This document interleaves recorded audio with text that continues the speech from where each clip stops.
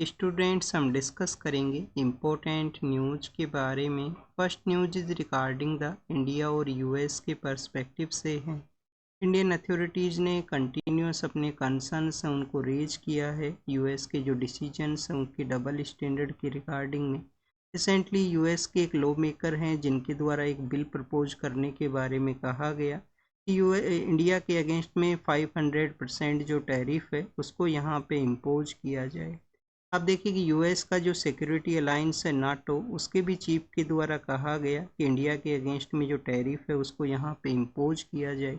Tariff को क्यों impose किया जाए स्टूडेंट्स? क्योंकि रसिया के द्वारा प्रेजेंट समय के अंदर में जब से रसिया यूक्रेन वॉर हुआ है उनके द्वारा डिस्काउंट रेट के ऊपर ऑयल है उसको प्रोवाइड किया गया है जो कि इंडिया अपना परचेज को कैरी आउट करता है। हमारे एनर्जी सिक्योरिटी के रिगार्डिंग में भी वो इम्पोर्टेंट है। और आप देखिए कि किसी भी एरिया जहाँ से हमें कम रेट के अंदर ऑयल मिलेगा वो हमारे कंट्री की अथॉरिटीज़ के द्वारा परचेज किया जाएगा। अब यहाँ पे डबल स्टैंडर्ड हैं वो कैसे हैं? क्योंकि नाटो के जो मैक्सिमम कंट्रीज हैं वो कहाँ के हैं? यूरोपियन यूनियन की कंट्रीज हैं। और यूरोपियन यूनियन के जो कंट्रीज हैं वो अपना ऑयल का जो इम्पोर्ट है, एलएनजी गैस का जो इम्पोर्ट है, और आप देखिए कि पाइपलाइन के थ्रू रसिया के साथ में अपना जो गैस का जो इम्पोर्ट है उसको कैरी आउट करते हैं। तो यूरोपियन यूनियन भी अपना गैस के थ्रू उनके साथ में अपने जो ट्रेड का जो प्रोसेस है वो हुआ करता है। तो वन साइड आप अपना जो एनर्जी का डिमांड है उसको तो आप देखिए कि उसी कंट्री के साथ में आप फुलफ़िल कर रहे हो गैस को इंपोर्ट करते हुए। बट इंडिया के द्वारा जो ऑयल परचेज किया जाता है, जो इंडिया के टोटल ऑयल परचेज का ओनली 40% है। आप देखिए अर्लियर फेज के अंदर तो काफ़ी कम जो ऑयल है वो परचेज किया जाता था इंडिया के द्वारा। प्रेजेंट समय में हमारा जो टोटल का जो ऑयल का जो डिमांड है जिसका 88% जो ऑयल है वो हम इंपोर्ट के थ्रू कैरी आउट करते हैं। क्योंकि स्टूडेंट्स हमारी कंट्री के अंदर में जो प्रोडक्शन है वो इतना नहीं है, तो 88% है जो हम इंपोर्ट के थ्रू कैरी आउट करते हैं। 40% उसके अंदर में रसिया के थ्रू हुआ करता है क्योंकि वो हमें डिस्काउंट के ऊपर में मिलता है प्रेजेंट समय में।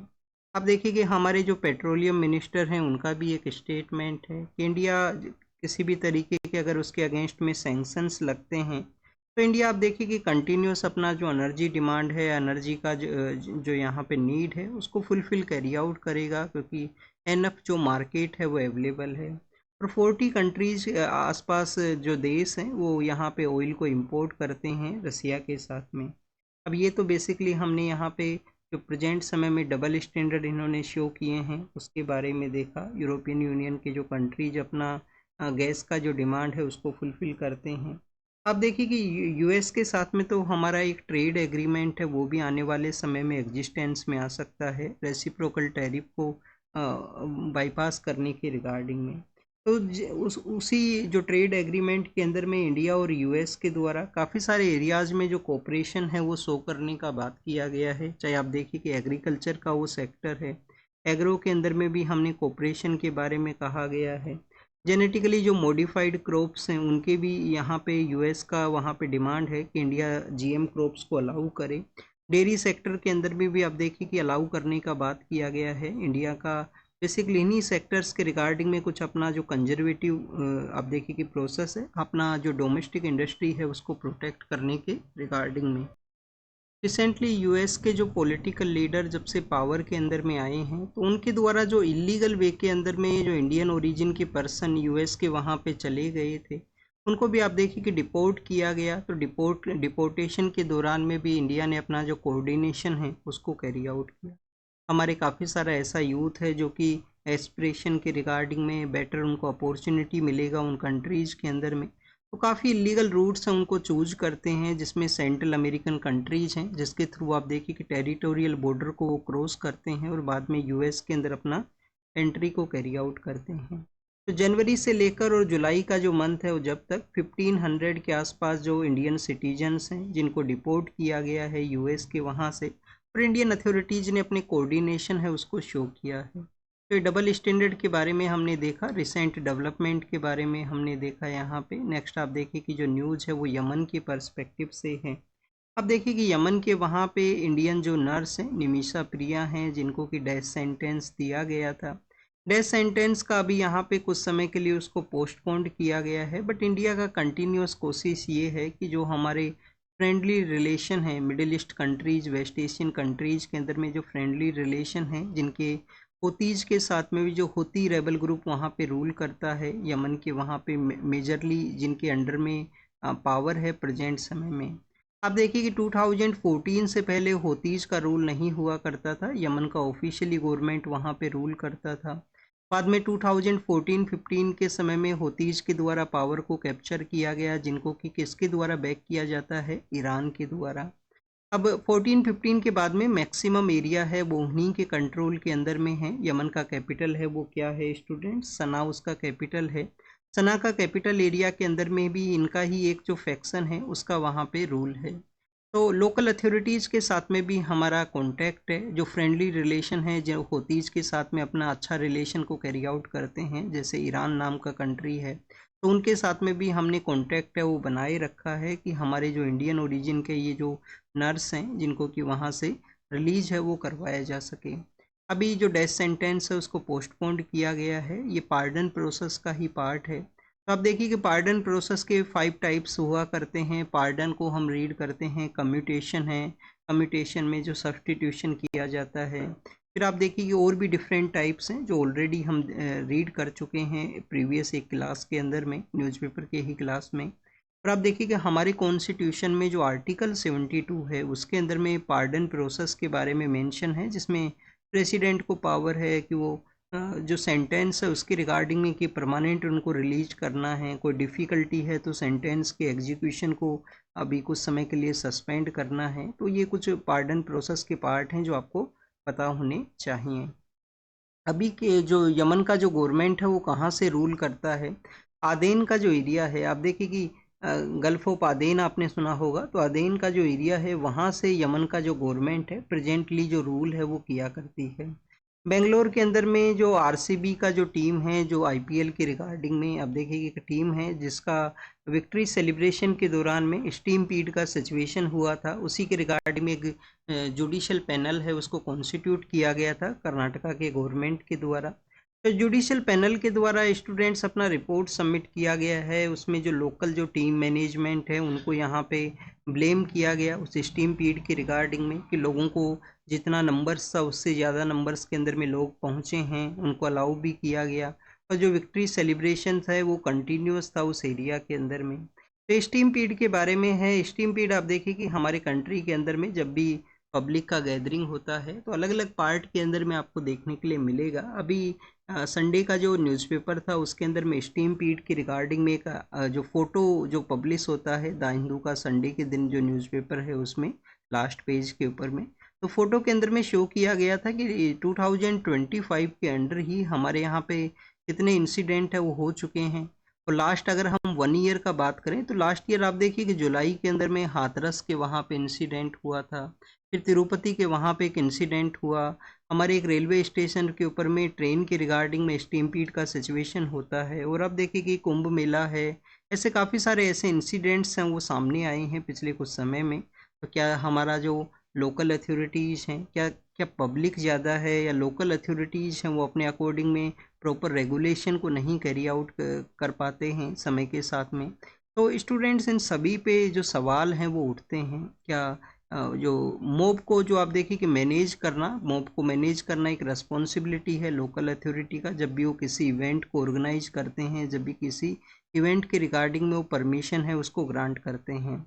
नेक्स्ट अगर हम बात करें स्टूडेंट्स कुंभ मेला के बारे में, तो वहाँ पे तो आप देखिए कि एक न्यू डिस्ट्रिक्ट है जो टेम्प्रेरी बेसिस के ऊपर एक डिस्ट्रिक्ट है उसको ही सेटअप किया गया था, वहाँ पे एक प्रॉपर उसके रिगार्डिंग में जो टीम्स हैं वो बनाई गए थे, बट कुछ मिसमैनेजमेंट की वजह से, इनकोऑर्डिनेशन की वजह से इंसिडेंट्स हैं वो देखने के लिए मिले थे। नेक्स्ट अगर हम बात करें स्टूडेंट्स, यहाँ पे जो न्यूज़ है वो टेम्पल में एंट्री के रिगार्डिंग में है। अब देखिए कि मद्रास हाई कोर्ट के द्वारा कहा गया है कि कंट्री के अंदर में रूल ऑफ लॉ है वो एग्जिस्टेंस करता है, किसी भी तरीके से यहाँ पे कोई सोसाइटी का रूल नहीं है, ये रूल ऑफ लॉ है जो कि आप देखिए कि जो कानून है उसके अकॉर्डिंग में आपको यहाँ पे अपना जो सोशल मैनेजमेंट है उसको कैरी आउट करना होगा, किसी को भी आप डिस्क्रिमिनेट है वो नहीं कर सकते हो। आर्टिकल 15 है वो क्या बताता है हमें, there should be no discrimination on the religion, race, caste, sex और प्लेस ऑफ बर्थ ओनली, वहाँ पे बताया गया है 5 एरियाज़ के बारे में रिलीजन, रेस, कास्ट, सेक्स और प्लेस ऑफ बर्थ जो है वहाँ पे इनके बेसिस के ऊपर में आप किसी पर्सन से डिस्क्रिमिनेट नहीं कर सकते हो। हमारे जो टेम्पल्स का जो एंट्री है उसके अंदर में किसी भी कास्ट के बेसिस पे डिस्क्रिमिनेशन नहीं होगा, सभी को यहाँ पे एंट्री है वो अलाउ किया जाएगा। आप देखिए कि टेम्पल एंट्री मूवमेंट के बारे में तो हम कॉलोनियल एरा के समय में भी रीड करते हैं कि जब हमारे यहाँ पे ईवी स्वामी नेकर हैं जिनके द्वारा टेम्पल एंट्री मूवमेंट है जिनको लीड किया जाता है। नेक्स्ट अगर हम बात करें स्टूडेंट्स, आर्टिकल 15 के कुछ एक्सेप्शन भी आप देख लेना कि किन एरियाज के अंदर में ये अलाउ है, कहाँ पे अलाउ नहीं है। या किसी पर्सन का जो प्राइवेट प्रॉपर्टी है, किसी पर्सन का जो प्राइवेट प्रॉपर्टी है या वहाँ पे भी आप एंट्री के रिगार्डिंग में आप कह सकते हो कि हमें यहाँ पे भी एंट्री है उसको कैरी आउट किया जाए। तो आप देखिए कि जो पब्लिक स्पेस है वहाँ पे आपको एंट्री के रिगार्डिंग में कोई डिस्क्रिमिनेशन है वो नहीं हो सकता। प्राइवेट प्रॉपर्टी उस पर्सन का प्रॉपर्टी है तो वहाँ पे उनका विल के ऊपर डिपेंड करता है कि आपको अलाउ किया जाए या ना किया जाए। नेक्स्ट अगर हम बात करें स्टूडेंट्स, केरल का एक एलिफेंट फीडिंग का एक फेस्टिवल होता है जो मलयालम वहाँ का लैंग्वेज है। तो मलयाली जो न्यू ईयर हुआ, मलयाली जो ईयर कैलेंडर हुआ करता है उसका जो लास्ट मंथ है, आप देखिए कि जैसे दिसंबर का मंथ लास्ट हुआ करता है उसी तरीके से वहाँ पे जो मंथ है उसका लास्ट मंथ का फर्स्ट डे के दौरान में एलिफेंट्स को फीड है वो करवाया जाता है, उनको खिलाया जाता है। इस जो प्रोसेस है या जो रिचुअल है उसका नाम क्या है? अनायोत्तो उस रिचुअल का नाम है। अना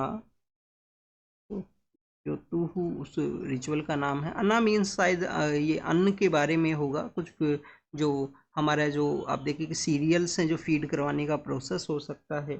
नेक्स्ट अगर हम बात करें स्टूडेंट्स, ये तो आप देखिए कि यहाँ पे फेस्टिवल के बारे में हुआ। एक हमारा जो वाइल्ड लाइफ है उसके साथ में भी ये कनेक्टिविटी है उसको शो करता है कि कैसे लोग कनेक्टेड हैं, कैसे एक रिचुअल है जिसमें वो यहाँ पे फीडिंग है उसको करवाते हैं। स्टूडेंट्स, ह्यूमन बींग्स और वाइल्ड लाइफ का जो एक रिलेशन है जो आपको काफ़ी बार देखने के लिए मिलेगा, बट काफ़ी बार कन्फ्लिक्ट भी होता है। कन्फ्लिक्ट क्यों होता है?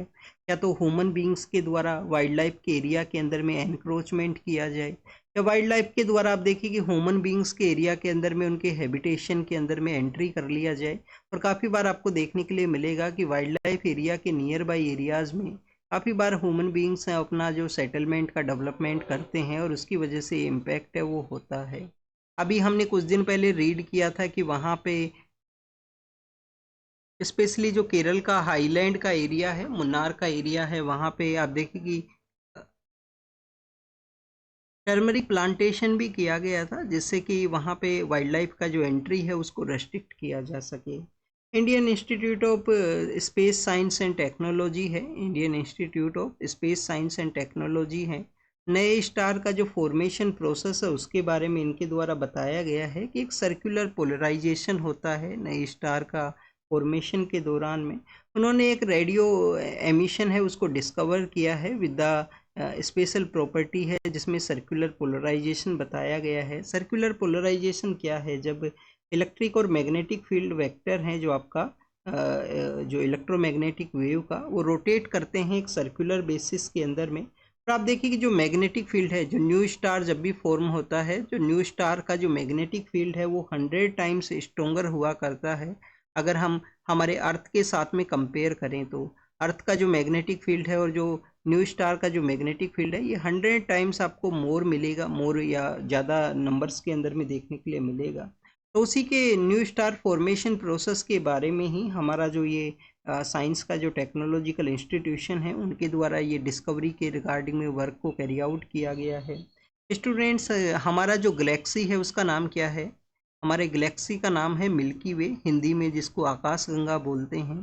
क्या हमारे कंप्लीटली आप देखिए कि सोलार सिस्टम के अंदर में, हमारा सोलार सिस्टम तो बेसिकली जो मिल्की वे गैलेक्सी के अंदर में है, क्या हमारे यहाँ पे यूनिवर्स के अंदर में और भी गैलेक्सी हैं वो जो एग्जिस्ट हैं वो किया करती हैं? यस स्टूडेंट्स, काफ़ी टाइप का गैलेक्सी होती हैं। क्या हमारे जो अर्थ है, क्या आप अपने होम से भी किसी गैलेक्सी को देख सकते हो? हाँ, कुछ गैलेक्सी हैं जो आपको डार्क नाइट के समय विजिबल हुआ करती हैं और एक लिमिटेड समय में वो आपको विजिबल रहेंगी। पर आप देखिए कि जो फुल मून का जो समय है उस समय आपको विजिबल नहीं होती हैं क्योंकि ऑलरेडी काफ़ी ज़्यादा जो लाइट है वो हुआ करती है। तो काफ़ी सारी ऐसी गैलेक्सी हैं, स्पाइरल शेप का है, कोई कोई डिफरेंट शेप का है। आप देखिए एंड्रोमेडा नाम का भी एक गैलेक्सी है जो विजिबल हुआ करती है, नेक्ड आइज के थ्रू आप उसको देख सकते हो। 1857 का रिवोल्ट हुआ था। रिवोल्ट के समय मेरठ से जो सोल्जर्स हैं वो आप देखिए कि अपना म्यूटिनी को कैरी आउट करके दिल्ली के लिए वो अप्रोच करते हैं। तो उस समय कम्युनिकेशन का एक प्रोसेस हुआ करता था, टेलीग्राफ। आप जब कश्मीरी गेट दिल्ली के अंदर में विजिट करोगे तो आपको इस ये बिल्डिंग है वो दिखाई देगा। ये जो बिल्डिंग है दिल्ली का जो टेलीग्राफ ऑफिस है वो हुआ करती थी, जिसको आते ही उन्होंने डैमेज किया था। इसी के थ्रू जो मैसेज का जो डिलीवरी है वो होता था। तो 10 मई है 1857 का वो डे है जब मेरठ से जो सोल्जर्स हैं दिल्ली के लिए अप्रोच करते हैं। बहादुर शाह जफर को अपना जो राजा है या लीडर ऑफ द रिवोल्ट के रूप से वो डिक्लेयर करते हैं। बहादुर शाह जफर भी टेलीग्राफ को यूज करते हुए जो ब्रिटिश अथॉरिटीज़ के जो ऑफिशियल जिस समय आगरा में हुआ करते थे उनसे कंसल्ट किया गया था कि सोल्जर्स पहुंचे हैं, वो राजा के रूप से मेरे को बताते हैं, तो क्या मेरे को रिवोल्ट को लीड करना चाहिए या नहीं करना चाहिए। इस तरीके से आपको अलग अलग बुक्स में मिलेगा एक्सप्लेनेशन। क्या जो बहादुर शाह जफर हैं जिनको कि उस रिवोल्ट का लीडर डिक्लेयर किया गया, क्या उसका एक नेगेटिव इम्पैक्ट भी रहा। नेगेटिव इम्पैक्ट यही था कि बहादुर शाह जफर जो सेकंड नाम के जो पर्सन हैं उनका ऑलरेडी आप देखिए कि एज है वो हो चुका था, एज काफ़ी ज़्यादा था। तो डिसीजन मेकिंग प्रोसेस के अंदर में एक तो इम्पैक्ट करता था। दूसरा, स्टूडेंट जो कोऑर्डिनेशन कैरी आउट करना था, रिवोल्ट को जो कोऑर्डिनेशन करना था वो कोऑर्डिनेशन नहीं हो सका। हमारे जो रिवोल्ट करने वाले लोग हैं उनके पास में कोऑर्डिनेशन का कमी, प्रॉपर सेंट्रल लीडरशिप का कमी, इसके अलावा आप देखिए कि वेपन्स का भी कमी था, वेपन्स भी जो आउटडेटेड हुआ करते थे। तो एक तरफ ब्रिटिश का जो उस समय जो कंपनी है उनके जो सोल्जर्स हैं जिनको कि आप देखिए कि उनका प्रॉपर कोऑर्डिनेशन है, जो टेक्निकल वॉरफेयर जिस तरीके का रिक्वायरमेंट था उस तरीके का उस समय का, तो उसको उन्होंने कैरी आउट किया था। हमारा इस तरीके का फोर्सेस था, इस तरीके का कुछ कमीज था। उसके अलावा भी आप देखिए कि हमारे यहाँ पे जो रिवोल्ट का एरिया है, जो रिवोल्ट है 1857 का, वो कुछ लिमिटेड एरिया के अंदर में ही लिमिटेशन था उसका, ये कंप्लीट इंडिया के अंदर में नहीं था। अगर हम कंसिडर करें तो ये सेंट्रल पार्ट ऑफ हमारा जो कंट्री का जो सेंट्रल प्रोविंस का एरिया है, प्रेजेंट समय में उत्तर प्रदेश है, कुछ पार्ट राजस्थान का है, दिल्ली के नियर बाई एरियाज में है। और आप देखिए कि ईस्टर्न पार्ट के अंदर में बिहार में जैसे कुंवर सिंह नाम के लीडर हैं उनके द्वारा लीड किया गया था उस मूवमेंट को। तो अलग अलग एरिया के अंदर में लीडर हैं वो इमर्ज करते हैं। दिल्ली के आसपास बहादुर शाह जफर थे। रेवाड़ी का एक एरिया है हरियाणा के अंदर में जहाँ से रावतुल्ला राम हैं। आप देखिए कि बेगम हजरत महल हैं जो लखनऊ से हुआ करती थी, मौलवी अहमदुल्ला हैं, और ऐसे अलग अलग लीडर्स हैं जो अलग अलग पार्ट में हैं। झांसी से जो रानी लक्ष्मीबाई हैं वो रिवोल्ट को लीड करते हैं। क्या एजुकेटेड मिडिल क्लास के द्वारा उस रिवोल्ट के अंदर में पार्टिसिपेट किया गया? पार्टिसिपेट नहीं किया गया था स्टूडेंट। हमारे जो पीजेंट कम्युनिटी के द्वारा लीड किया गया, क्या उन्होंने मूवमेंट में एक इम्पोर्टेंट रोल प्ले किया? आप देखिए कि कोऑर्डिनेशन नहीं था, उनको प्रॉपर मैसेज भी नहीं था कि कैसे उनको रिवोल्ट को लीड करना है। तो पीजेंट्स के द्वारा इनिशियली क्या किया गया, जो मनी लेंडर हुआ करते थे जिससे कि वो पैसे लिया करते थे, वो अपने जो रिकॉर्ड्स रखा करते थे उनको बर्न किया गया उनके द्वारा इनिशियली पार्ट के अंदर में। ऐसा आपको फ्रेंच रिवॉल्यूशन के समय भी देखने के लिए मिलेगा कि फ्रेंच रिवॉल्यूशन के अंदर में जो थर्ड स्टेट के जो लोग हुआ करते थे, जो जो जो वहाँ पे फार्मर्स हुआ करते थे, वो जब आप देखिए कि मूवमेंट वहाँ पे लीड होता है 1789 के बाद में, तो सबसे पहले जो मनी लेंडर हुआ करता था, जो लोकल उनका जो पर्सन होता था, उसके जो रिकॉर्ड्स हैं उसको वो बर्न करेंगे। वो फ्रेंच रिवॉल्यूशन में भी एक कॉमन प्रोसेस था। इंडियन जो फर्स्ट रिवोल्ट है उसमें भी कॉमन प्रोसेस था। फर्स्ट वॉर ऑफ इंडिपेंडेंस इसको कहा करते हैं। किसके द्वारा कहा गया था? वीडी सावरकर नाम के हमारे जो इम्पोर्टेंट पर्सन हैं उनके द्वारा आप देखिए कि इसको फर्स्ट वॉर ऑफ इंडिपेंडेंस के बारे में डिक्लेयर किया गया। कमी क्या रहा? इनकोऑर्डिनेशन कमी रहा। एक कमी ये भी बताते हैं हिस्टोरियंस अपनी बुक के अंदर में कि ये जो रिवोल्ट है 1 महीना पहले इसका हो जाना, इंस्टेंट एक मूवमेंट होता है मेरठ के वहाँ पे, और आप देखिए कि उसके बाद में 1 महीना पहले ही इसको कैरी आउट कर दिया गया। इसका जो प्लानिंग था वो 1 मंथ लेटर था जिसमें प्रॉपर कंट्री के अंदर में जो मैसेज है वो डिलीवरी हो सकता था।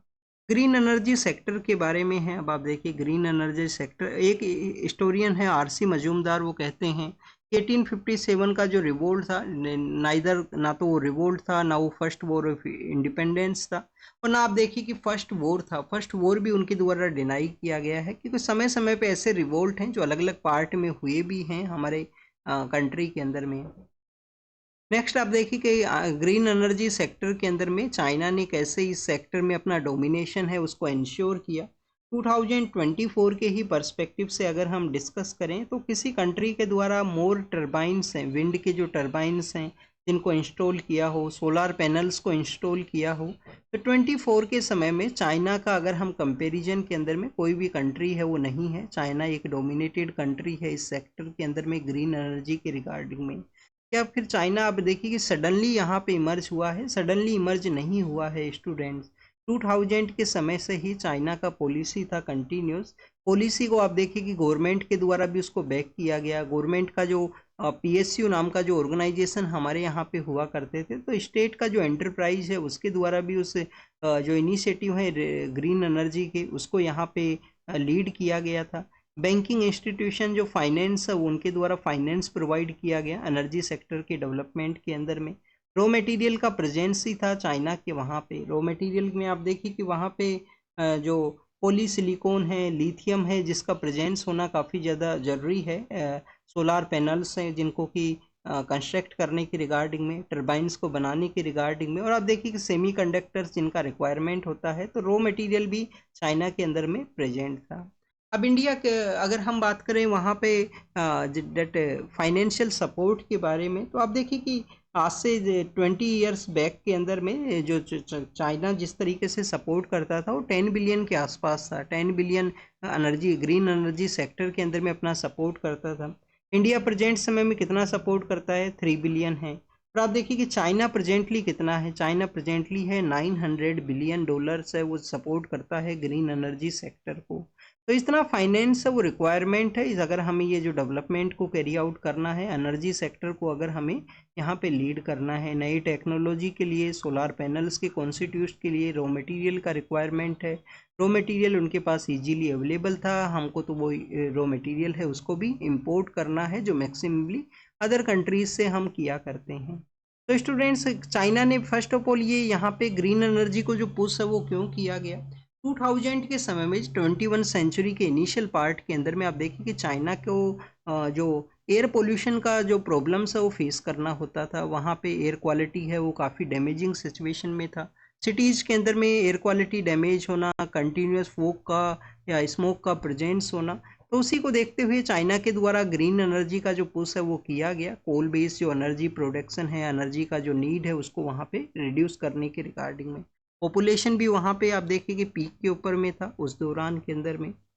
ऑपरेशन सिंदूर के बाद में जो CISF है, जिसके द्वारा हमारा जो इंडस्ट्रियल बिल्डिंग्स हैं जिसका प्रोटेक्शन किया जाता है, चाहे वो एम्बेसी हों, PSU हों, गवर्नमेंट ऑफिसेज हों, मेट्रो स्टेशंस हों, तो CISF को आप देखिए कि आर्मी के द्वारा ट्रेंड किया गया है कि कम्बैट सिक्योरिटी थ्रेट्स हैं उनको ये डील कर सकें। कोई भी इमरजेंसी सिचुएशन है उसको इनके द्वारा डील है वो किया जा सके। आकाश प्राइम जो कि एयर डिफेंस सिस्टम है जिसका टेस्टिंग किया गया है लद्दाख के अंदर में आर्मी के द्वारा, जो सक्सेसफुल रहा है। तो आप देखिए कि हमारा डिफेंस के अंदर में वैसे भी इन्वेस्टमेंट, इंडिया टॉप 5 जो इन्वेस्टर हैं जो डिफेंस के अंदर में अपना जो पैसा खर्च करते हैं उसका पार्ट है। और अब रिसेंटली न्यू डेवलपमेंट है वो हुआ है। NHRC जिनका रिस्पॉन्सिबिलिटी है ह्यूमन राइट्स को आप देखिए कि इंश्योर करना, उनके द्वारा हरियाणा का एक रेप केस है जिसके रिगार्डिंग में एक जो रिपोर्ट्स है वो मांगी गई हैं। जब भी कोई न्यूज़ है जो कि न्यूज़पेपर्स के अंदर में मेंशन है तो उसका स्यू मोटो कोग्निजेंस है वो ले लिया जाता है। वहाँ से स्टेट का जो ह्यूमन राइट के रिगार्डिंग में जो विंग है उनसे रिपोर्ट है वो मांग ली जाती है। शेड्यूल ट्राइब का जो वुमेन है उनको भी एंसेस्ट्रल जो प्रॉपर्टी है उसके अंदर में इक्वलिटी के रूप से जो राइट है वो ग्रांट किया जाए। ये सुप्रीम कोर्ट ने इसको बैक किया है। सुप्रीम कोर्ट ने इस केस के अंदर में कहा गया कि ST का जो वुमेन है उनको आर्टिकल 15 के थ्रू भी आप देखिए कि यहाँ पे जो इक्वल जो हिस्सा है, इक्वल जो पार्टीशन है वो वहाँ पे मिले। आर्टिकल 38 है जो वुमेन के सपोर्ट के रिगार्डिंग में है। आर्टिकल 46 है उनको यहाँ पे मेंशन है वो किया गया इस जजमेंट के अंदर में। नेक्स्ट आप देखिए कि UAPA के बारे में है, एग्जाम के लिए नहीं इम्पोर्टेंट है। और यहाँ पे चिल्ड्रन का जो कस्टडी है उसके रिगार्डिंग में सुप्रीम कोर्ट का एक जजमेंट के बारे में बताया गया है कि कस्टडी है वो ग्रांट किया गया है मदर को यहाँ पे कस्टडी को ग्रांट करना है या फादर को करना है, ये काफ़ी बार कोर्ट्स के द्वारा ही डिसाइड किया जाता है जब वो केस कोर्ट के अंदर में पहुंचता है। मेजरली आप देखिए कि जो इन्फ्लुएंस है जो किसी भी चिल्ड्रन का जो अपब्रिंगिंग है, और मदर को एज ए फर्स्ट टीचर के रूप से भी हम कंसिडर करते हैं, मोर क्लोजनेस के रूप से हम कंसिडर करते हैं, इसलिए जो कस्टडी है मैक्सिमम टाइम्स हैं वो मदर्स को ही ग्रांट किया जाएगा। तो उसी केस के बारे में है। एग्जाम के लिए ज़्यादा कुछ आपको क्या पता होना चाहिए, कस्टडी के बारे में आपको जानकारी होना चाहिए, किस आर्टिकल के अंडर में ये बेसिकली पावर है पेरेंट के लिए, क्या आर्टिकल 21 का ये पार्ट है कि उसका जो चिल्ड्रन है उसका वो अपब्रिंगिंग है, जो देखभाल है उसको वो कैरी आउट करेंगे। रजिया सुल्तान है, नूरजहान है, ऐसा जो वुमेन पर्सनैलिटीज़ हैं जो हिस्ट्री के अंदर में हुआ करते थे, उनका आप देखिए कि जो नया एनसीईआरटी है उसके अंदर में ड्रॉप किया गया है। रजिया सुल्तान कौन है, जो सल्तनत का जो टाइम पीरियड है, आप देखिए इल्तुतमिश का ये बेटी हुआ करते थे, 1236 से लेकर 40 का वो समय है जब इनका पावर में ये हुआ करते थे। फर्स्ट वुमेन रूलर हैं जो कि सल्तनत के पीरियड के समय में, दिल्ली सल्तनत के समय में ये पावर में आती हैं। क्या इनसे पहले हमारे कंट्री के अंदर में क्या रूलर्स नहीं थे? यस स्टूडेंट्स, रूलर्स तो एग्जिस्ट करते थे, वुमेन रूलर्स भी हुआ करते थे। आप देखिए कि हम राष्ट्रकूट डायनेस्टी के समय रीड करते हैं, अमोघवर्ष का जो बेटी हैं वो एक एरिया को आप देखिए उनके द्वारा रूल किया गया था, और भी उससे पहले भी हम काफ़ी सारे ऐसे जो एग्जाम्पल्स हैं उनको रीड करते हैं। नूरजहान कौन है, जहांगीर का आप देखिए कि जहांगीर का जो वाइफ है वो हैं, उनका एक इन्फ्लुएंस बताया करते हैं जहांगीर का जो रूल है उस समय में। जहांगीर का समय है मुग़ल एरा का, और उस समय में जो पेंटिंग है, जो चित्रकारी है वो अपने हाईएस्ट पीक के ऊपर पहुंचती है। हमारे कंट्री का जो अदर वुमेन एक्टिविस्ट हैं, जिसमें आप देखिए कि जो गोंड क्वीन है दुर्गावती हैं, उनका भी यहाँ पे मेंशन किया गया है, उनको भी यहाँ पे हमारी टेक्स्ट बुक्स हैं जिसके अंदर में बताया गया है। तो स्टूडेंट्स ये भी इम्पोर्टेंस है कि अलग अलग जो वो पर्सनैलिटीज़ हैं उनका भी यहाँ पे मेंशन हो, उनके बारे में भी यहाँ पे बताया है वो जाए। और जो हजरत महल हैं जो 1857 का रिवोल्ट लीड किया गया था जिनके द्वारा, उनके रिलेटेड भी एक चैप्टर है वो मेंशन है नया एनसीईआरटीज़। स्लोवेनिया नाम का जो कंट्री है उनके द्वारा आप देखिए कि इजराइल के जो मिनिस्टर्स हैं उसके रिगार्डिंग में डिसीजन लिया गया है, जो उनके द्वारा पैलेस्टीनियन कम्युनिटीज़ के अगेंस्ट में जो कंटिन्यूस वायलेंस को प्रमोट करने का बात किया गया। तो स्लोवानिया जो कंट्री है जो कि बाल्कन स्टेट्स का पार्ट है, तो वहाँ पे उनके द्वारा ये इजराइल के अगेंस्ट में जो डिसीजंस हैं वो लिए गए हैं। कुछ विलेज को कैप्चर किया गया है यूक्रेन के, वहाँ पे रशियन फोर्सेज के द्वारा कहा गया। फ्रांस की जो मिलिट्री जो कि सेनेगल के वहाँ पे प्रेजेंट हुआ करती थी, वो आप देखिए अफ्रीकन जो कंट्री है सेनेगल, काफ़ी सारे कंट्रीज़ के द्वारा डिमांड किया गया था कि फ्रांस की मिलिट्री फोर्स है उसका वहाँ से विड्रोवल हो, वहाँ से उसको ले जाया जाए। अब आप देखिए कि सेनेगल से भी उन्होंने लीव किया है। अब ओनली जिबूती नाम का जो कंट्री है, जिबूती जो कि हॉर्न ऑफ अफ्रीका में सिचुएटेड है, चाइना का भी वहाँ पे आप देखिए कि बेस है, और जिबूती के अंदर में काफ़ी सारे कंट्री अपना बेस सेटअप करते हैं क्योंकि वो स्ट्रेटजिक जो लाइन है जो ट्रेड को पास होने के लिए वहाँ पे वो सिचुएटेड है। तो ओनली जिबूती ऐसा कंट्री है जहाँ पे चाइना का जो फोर्सेज है उसका प्रेजेंस है प्रेजेंट समय के दौरान में। सेनेगल से उन्होंने अपना जो लीव है, जो विड्रोवल है, उसको कैरी आउट किया। यूनाइटेड किंगडम और जर्मनी के बारे में है, उन्होंने काफ़ी सारे एग्रीमेंट्स हैं वो साइन किए हैं। और आप देखिए कि यूनाइटेड किंगडम का जो गवर्नमेंट उनका प्लानिंग है कि वोटिंग का जो एज है उसको रिड्यूस किया जाए। जो गवर्नमेंट पावर के अंदर में होगी उनको लगता है कि यहाँ पे उनको बेनिफिट रिसीव होगा, इसी वजह से डिसीजन है वो लिया जा सकता है। लास्ट टाइम 1969 के समय में आप देखिए कि 21 का जो एज है उसको रिड्यूस करते हुए 18 ईयर्स से वो किया गया था यूनाइटेड किंगडम के वहाँ पे। इंडिया में कब किया गया था student? 61st constitution amendment act के थ्रू 21 को रिड्यूस करके 18 कर दिया गया था। सीरिया के बारे में है, ड्रूज नाम का जो सिटी है सदर्न सीरिया, जहाँ पे काफ़ी सारा कन्फ्लिक्ट हुआ है, 500 के आसपास लोगों का डेथ भी बताया गया है, और इजराइल की फोर्सेज का भी इंटरवेंशन है वो रहा था इस कन्फ्लिक्ट के दौरान में। तो this is all the information related to the today's newspaper. आप इसको रीड कीजिए, रिवाइज कीजिए, जो भी इन्फॉर्मेशन आपको मिला है उसको नोट डाउन कीजिए। Thank you students, thank you very much.